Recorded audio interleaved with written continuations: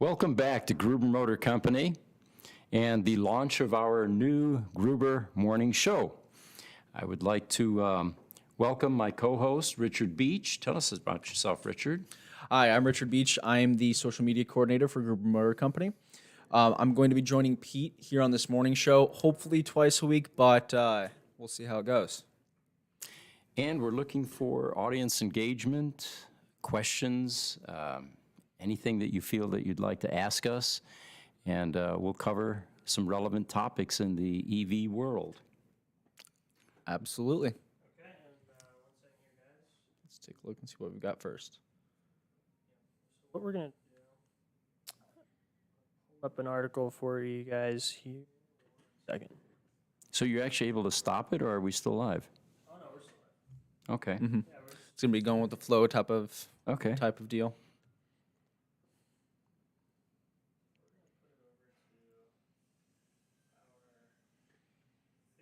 picture. So this is the first article. You guys see that out there? We We do. do. All right, so why don't we go ahead and talk about Lucid. Basically, Lucid has been running into supply chain issues, stuff like that. Richard, go ahead. You have some notes, right? Yeah, so me and Pete were just talking about it, and these types of delays on new companies aren't unheard of, but especially with what's going on in the world today, these shortages. I mean, it's got to be hitting hard for them. Pete, what do you think about what's going on with them? Well, I think in that Elon interview a few weeks ago with the Silicon Valley Tesla Users Group, I found it interesting when Elon said, you can have a product that has 1,000 parts in it, but when you're missing one vital ingredient, your entire production line is halted. You still have to pay for the parts that you have, and the clock is ticking. So supply chain problems really do affect the bottom line. But apparently Lucid has cut their production goals again, and what is it coming from and to now? Yeah, so it looks like they started out with between 12,000 and 14,000 vehicles being their goal for 2022, and they have slashed that in half. So they're going for 6,000 to 7,000. Is there any indication what the product that they're short on is? I didn't find anything. No, the CEO stated, quote, "Our revised production guidance reflects the extraordinary supply chain and logistics challenges we've encountered." He goes on to say that they've identified primary bottlenecks, but it doesn't go into detail as to what those are. Gotcha. One other thing too that he said in the article was that they basically uncovered immaturity in their overall logistics. So they hired somebody, I forget the name. Richard, did you see they brought in some bigwig to help them with all of their logistics and kind of get things back on track. So it seems like there's some back of house stuff that they need to get in order. So there's a hiccup there. Yeah. Well, it only takes one item, and it will halt the production line. But do you see that third bullet point, Pete? You want to read that? Well, the company said it now has over 37,000 reservations for its Air electric luxury sedan, but it delivered just 679 cars in the second quarter. So it looks like demand is there, but their ability to produce them is definitely compromised. Another interesting thing they said in the article was that this 37,000 reserved doesn't include other municipalities that ordered, and also I guess Saudi Arabia ordered a lot from them as well. So yeah, we did hear that. And there we have a picture of Peter Rawlinson. Is that who that is? Yeah. Ex-Tesla. So how is this affecting the stock market today? Let's take a look. Yeah, as of 11:43 a.m. Eastern Time, Lucid is down 10.26%. Okay, pretty substantial. Interesting. Do we have any viewers that are engaged with us at this point that have any questions? Yes, we have a couple. I don't really know Exactly. We have a couple people that want to know our thoughts on the Sandy Munro battery pack that he's. Oh, okay. Want to address that a little bit? People want to talk about that? And talk about that quite a bit, actually. We're actually preparing a video ourselves, and with Sandy's collaboration, actually. And our view on this is that the auto manufacturers are going to continue to innovate and attempt to reduce cost. And that appears to be where this is headed, that they needed to create a more easily reproducible battery pack. Now, what it does to serviceability later on, of course, is always at odds with production goals and cost cutting. The impact that it has on companies like ours that are independent service for EVs is that it forces us to get creative and innovate as well. We're going to have to find new ways to service these vehicles, and I keep hearing the word impossible tossed around a lot, and that's part of what our video is going to dispel. We eat, live, and breathe impossible and solve problems. Our early attempts at repairing Tesla Roadsters were in the same category, and later on the Model S. But companies like ours figure out how to get it done and how to solve the problem. So stay tuned for that video. It should be an interesting one. Yeah, we are certainly excited to make it. It's something that you personally have done before. You've taken something that looks seemingly impossible, like taking apart the battery pack of a Model S, right? And you've made it happen, right? So it's exciting. It's going to be exciting to dive into these new battery packs and just see what we think that will look like.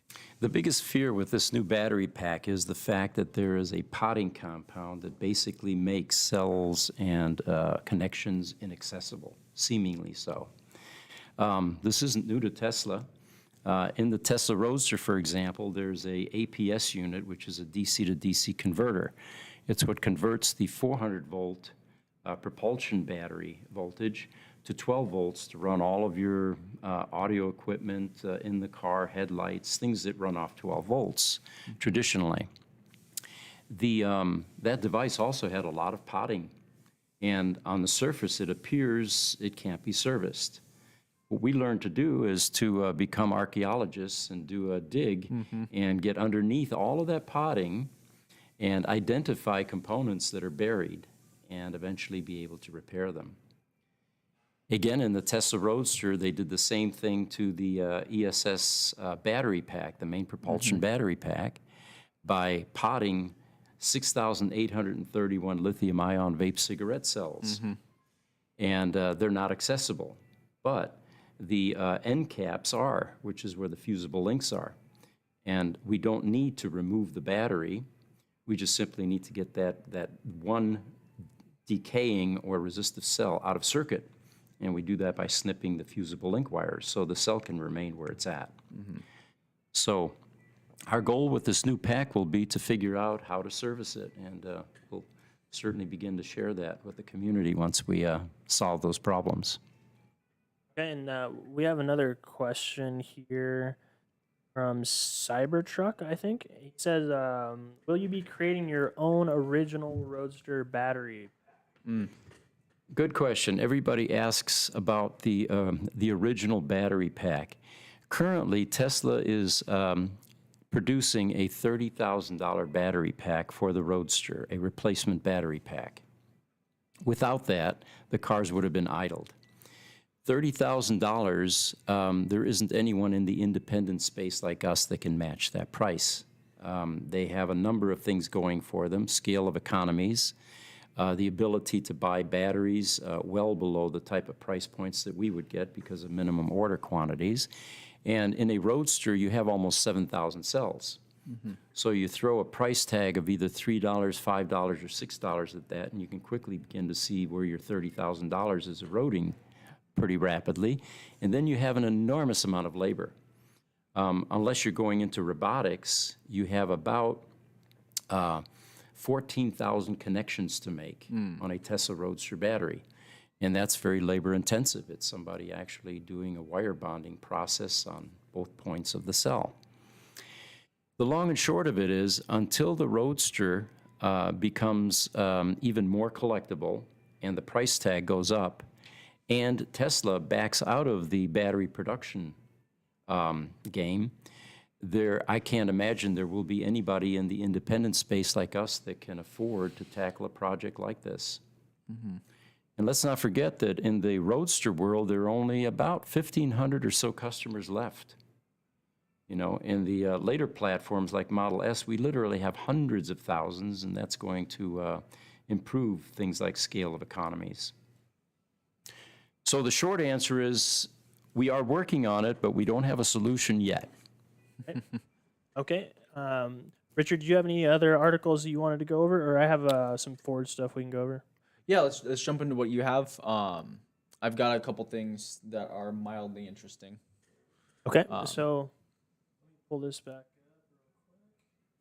So if you guys can see that, go ahead and read that headline, Pete. All right, so Ford EV sales outpace segment, gains EV market share. So Ford is doing well, it sounds like.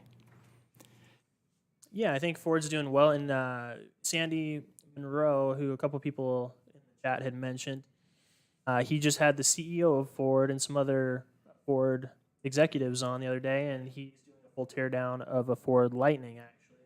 I just thought this was interesting in comparison to Lucid being so far behind. Now, this is kind of the difference, I think. Pete, you can talk to this about an OEM that's been around for a long time that has mature production, being able to convert, versus Lucid, which is coming out of nowhere and trying to keep up. Sure. One of the early videos we did was we described the fact that these new EV producers are going to go through the same learning curves and the same quality problems that Tesla did. These new companies are not car manufacturers. The old mature companies, Ford, GM, the Euro, the Japanese manufacturers, they perfected their quality control processes and their production processes. So, as we said earlier, if you're looking for a car that has perfect paint, perfect body, all the panels are aligned, you need to go buy a German car. If you want an EV that is going to be state-of-the-art and get you from point A to point B, and you can overlook some of those minor imperfections, then go with the EV manufacturers. Ford, for example, I don't think many of us out here in the EV space thought that these mature manufacturers were going to be able to pivot quickly enough to build EVs. I mean, their production lines are antiquated. They're geared for a certain type of production. Their engineering talent, again, geared toward ICE vehicles and mechanical, monstrosities. None of these new or these old, mature car manufacturers, I thought, were going to be able to pivot and make that switch quickly. But it looks like Ford, for example, with that Lightning pickup truck, has begun to do a remarkable job. Now, can they keep the momentum? Will their labor costs allow them to continue to produce and be competitive? Those are all unanswered questions still. Right now, you, Richard, and myself all went and test drove some EVs at a meetup the other weekend. You want to talk a little bit, because you were in a Ford Mach-E, you were driving that. What did you think of that? Me or Richard? Yeah, I think we were both of you. driving. Go ahead. All right. Well, I got in the car. It looked to me to be a bit of a bloated combination SUV and sedan. But most cars with all the safety features today are that. I'm used to the '60s muscle cars. We had sometimes the older '60s cars had steel dashes. There were no seat belts. And when you got in an accident, you sometimes ended up dying like a man. Yeah. But when I got in that Ford, it looked a bit bloated. Once I got it on the road, though, I began to realize that the electric vehicle torque definitely was inherent in that vehicle. What did you think of the Rivian? You drove that Rivian truck too. No, I just drove the Mach-E. Okay. Jesse got to drive the Rivian. But the Mach E, it knocked my socks off. I loved that thing. Yeah. So when they first announced that they were coming out with an SUV that was a Mustang, I was like, no. That is not a Mustang. That's not cool. I don't like that. But driving this thing, seeing how it handles, and experiencing it changed my mind. I was like, okay, all right, it's a Mustang. That's fine. It was absolutely amazing, and just the amount of smoothness. And you know what I drive? I have a '93 F-150. There is no smoothness to that, right? So everything's all rattling and shaking all over the place. Going from that to just this pristine, calm, quiet but fast vehicle, it was absolutely amazing. I loved it. Well, you guys were with me when we did the Rivian run. Yes. And I was driving that, and yeah, it was the same feeling for me. You could feel the torque. There's certain things that you expect from a look and feel in a vehicle, and with those types of vehicles, you kind of expect exhaust noise. You know, you expect the RPMs to spool up before you start hitting your maximum power curves, and but yeah, it was odd to be in those vehicles and experience what we do in the Tesla vehicles, which is instant torque, instant horsepower, and total silence. You know. Well, the other thing too is that Rivian was pulling an 11,000-pound Yeah, the trailer. Airstream. The That's Airstream right. trailer Insane. from the 70s. Yeah, somebody brought that out there. So that truck was really cool. And one of the other things about that Lucid article we talked about earlier, apparently they're working on an SUV as well. I wasn't aware of Really? that. Yeah. So they're trying to expand into other vehicle models while struggling pretty hard with their Lucid Airs. Right. Yeah, it'll be interesting to see how these companies are able to weather the cash flow issues, and some of them are pretty well heeled or well funded from what it appears to be. So what do we have here? An article about Ferrari going carbon neutral, but remains vague about an EV rollout. Yeah, so I was thinking you could talk about this, Pete. Because like you said, your opinions earlier of these legacy OEMs trying to go into EV. What do you think about the super luxury high end like Ferrari, Lamborghini, that kind of stuff? Well, having owned a Ferrari for 23 years, there's definitely an image, a look and feel that, and an expectation that comes with a car like that. And it's certainly not total silence. You can feel the power, of course. Size was another thing. I had a 308, which is about the same size as a Roadster, which for some people is just too small. You know, we have customers that are pushing 6 feet plus, and they have a hard time with a Roadster. The interesting thing for me is that the EV push right now appears to be grocery getter sedans. We're talking about 4-door cars with, there aren't any convertibles that I'm aware of.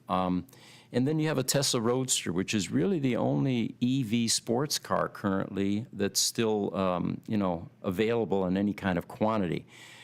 It'll be interesting to see how these companies like Lamborghini and Ferrari, who have a definite image and customers have an expectation, are able to convert those customers into something that's totally silent, and hopefully they'll maintain bright colors and angular styling and top speed. Now, there's another one.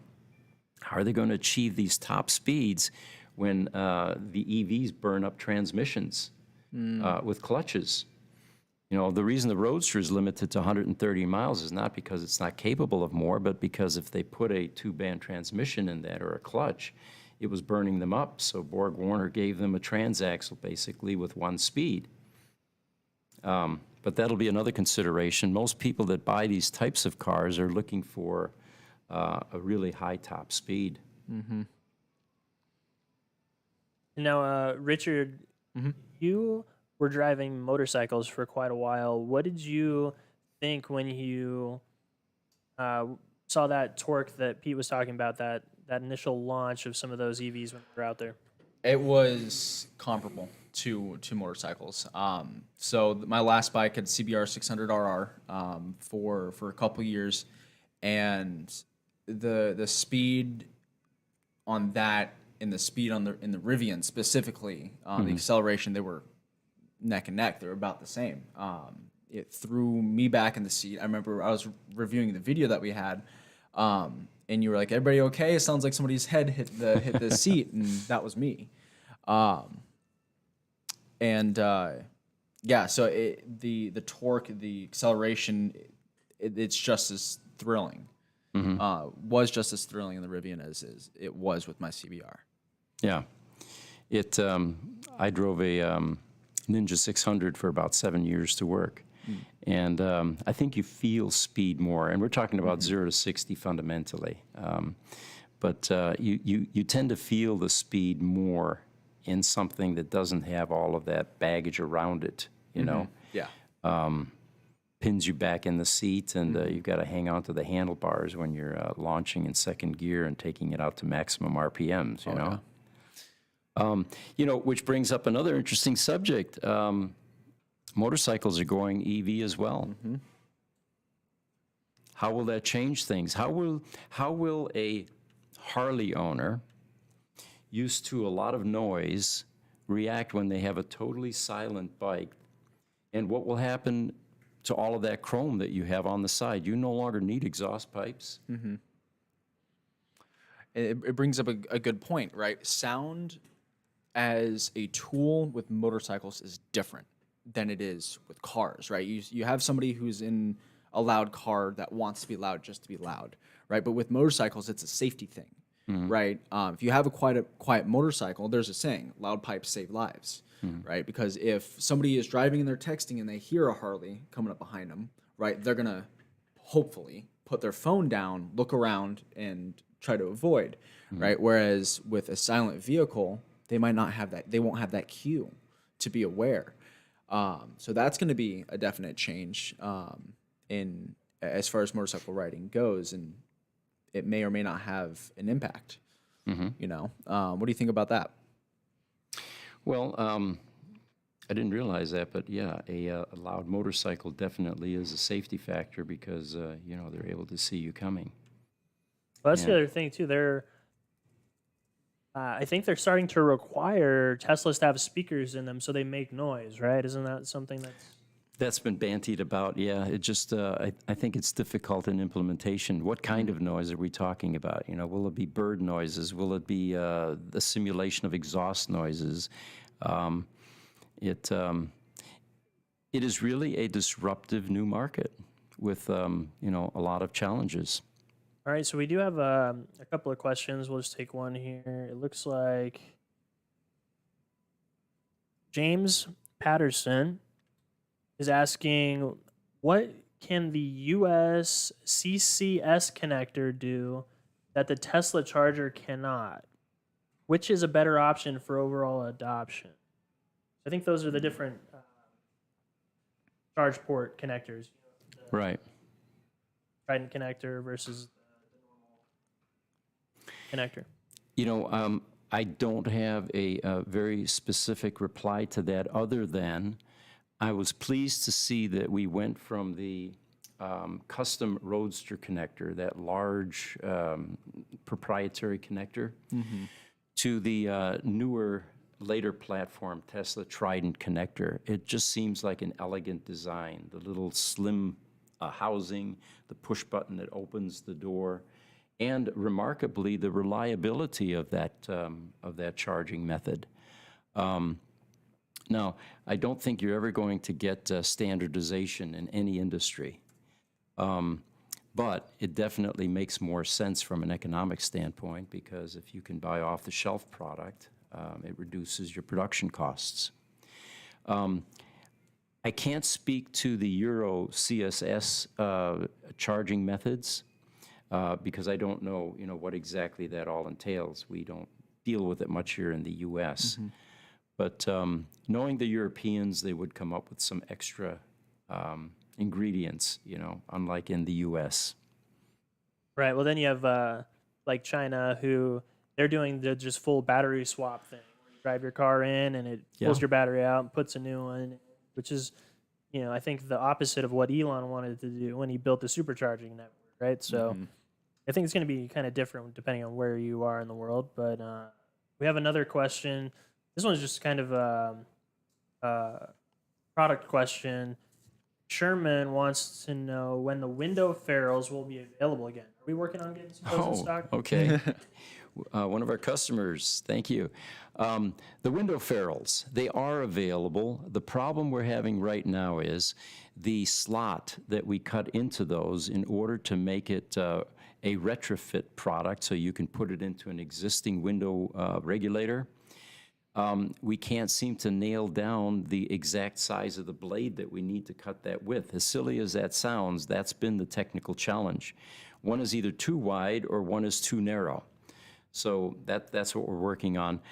I would say, realistically, within the next few weeks, we should have those back online. And for those of you that don't know what we're talking about, the Teslas, the Model S's and X's primarily, have a window regulator problem in that eventually the window stops functioning. It won't go all the way up, it'll stay down, it won't move at all. And what's happening is there's a part made by Intiva, who has been making actually car parts for, I don't know, decades, many decades, well into last century, that is using a plastic ferrule instead of something stronger, metallic. Yeah, you can see it on our screen there. Our machine shop has programmable CNC machines, and they crank out this aluminum version, which now replaces the plastic version that snaps and cracks. And what people end up doing is buying these, inserting them in their window regulator, restoring functionality. And what we end up doing is if we change a new window regulator, we retrofit it so it doesn't have plastic in it, and we know it's going to last much longer. But that was one of the innovations that we came up with here. And it didn't really go unnoticed. At one point, a couple of years ago, Tesla contacted us and said, "Hey, what are you guys doing? Where did you learn how to do this? You know, what is this thing? Why is it working?" And we gave them not only samples, we gave them engineering data, and we had hoped that they would change their production methods for this particular part. Okay, and so we're going to end on one more question here. This one's kind of a little bit out there. I'm not sure if you'd have opinions on this, Pete, but it looks like Warren wants to know any recommendation of converting a twin 350 V8's boat to electric. How many kilowatts should each motor be? What size battery pack? Tesla 90, 75, 60. You know, it depends, I suppose, how long you want to fish or how far you want to go in terms of battery pack size. All I can really say about that is there is going to be a huge conversion market. Unfortunately, we're not part of that yet. As this conversion to EVs plays itself out, within the next couple of decades, there may even be a ban on certain types of ICE vehicles, which is now going to motivate people that have a cherished 69 Plymouth Roadrunner sitting in their garage that they can't drive anymore to convert that to electric. And there will be a huge market, just like there was with the crate engine market. After the original engine blocks got used up, aftermarket began to produce engine blocks for Chevy, Ford, GM, plug and play, basically. They fit right in. Somebody is going to start developing, or maybe already is, and I don't know who they are, but they're going to start developing plug and play EV conversions for a variety of things, and it won't just be cars. It'll be things like boats as well. Okay, that's good. And then we did just get one last one that came in here real quick from David McKee. Why isn't there a bare minimum EV without any luxury features? Something like an older Corolla except with an electric motor. I know the Leaf, Bolt, and i3 exist, but they're all ugly. Okay. Well, ugly is a territory that you start moving into when a product becomes cheap. They can no longer afford the styling. But there are cars, EVs, that are available that fit that category. One of them that comes to mind is a Chinese company called Kandi, K-N-D-I. They opened up in Texas over a year ago. They have a distribution outlet here, and it is truly a bare bones electric vehicle. It's kind of like the early Japanese cars that came here in the 60s and 70s. Inexpensive, yet functional. And so you don't have to always go into a higher-end EV in order to get that EV product. All right. Well, I think that is going to do it for us. We're going to try and do these live streams twice a week moving forward. We just kind of wanted to test this out today. So thank you, everyone, for their questions. Pete, you want to go ahead and sign us off? Yeah. Again, thank you to my co-host, Richard Beach. And we really do appreciate our audience because you're the folks that tell us where we need to go, what we need to do, and how we need to do it. So we will continue to do these, and hopefully the subscriber base grows and the audience grows, and we'll try to keep you informed. Again, thank you. Signing off as Gruber Motor Company. We'll see you next time. We'll see you next time.